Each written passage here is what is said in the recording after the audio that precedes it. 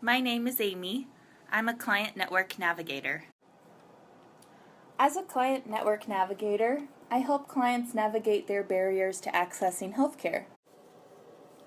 When I first met Michael, he was really depressed, much more quiet than he is now.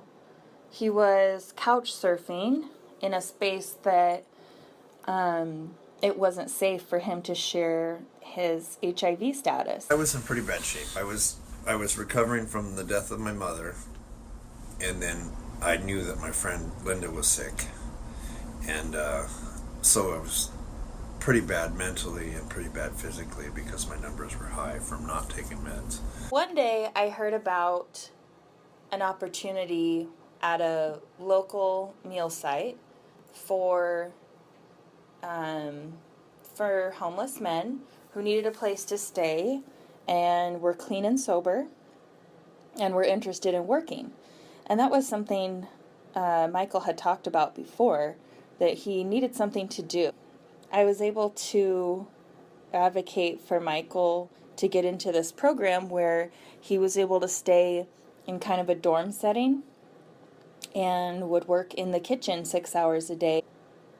That was when he really started having better medication adherence, because now he had his own space. He could put out his medications anywhere he needed to remind himself to take them. The first day I went into the drop-in center, they're like, well, we can't use you right now. Everybody wants to volunteer for Thanksgiving, but nobody volunteers on the regular days, and they kind of gave me that spiel. So that turned into me volunteering even more there, going, twice a week. And that was fun. And then before I knew it, they were like, well, can you come in at 7 o'clock in the morning on these 2 days? It's awesome because you're helping others, so you're not thinking about yourself, when you're at work, and you're busy. The program that he was staying in was located really close to our clinic and also to Cascade AIDS Project, where his housing case manager was. Michael was able to place his voucher in a beautiful building. One day he mentioned to me that he enjoyed doing some art projects in the past. He likes to build things, he likes to paint, and I just invited him to attend art therapy group with me.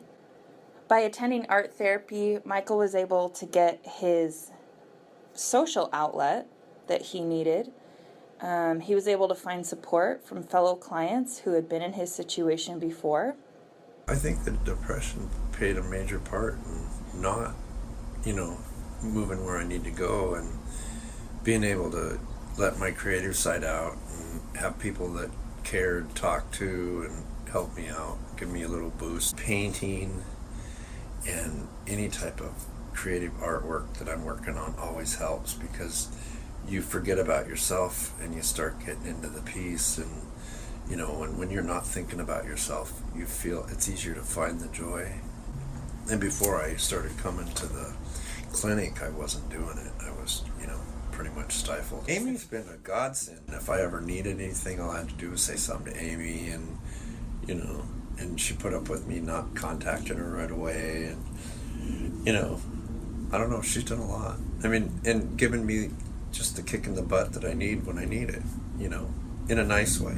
If you got someone that cares about you and they care about your welfare, you make better decisions because somebody's watching out for you. It's just really important that I'm good to people, good to myself, and good to the ones around me. And that's my goal. These days, Michael is appearing much happier. He has a job now, working in a food bank, and he talks about feeling like he has purpose and that he loves helping the people there, and he's making friends at his job and also in the building that he's living in. So he's much, much less isolated. He goes on walks around the city for fun, and his engagement in medical care has greatly improved. He's making his own appointments and attending them. He stays in contact with his medical case manager, And he also has a peer support specialist that I was able to hook him up with when our time together ended.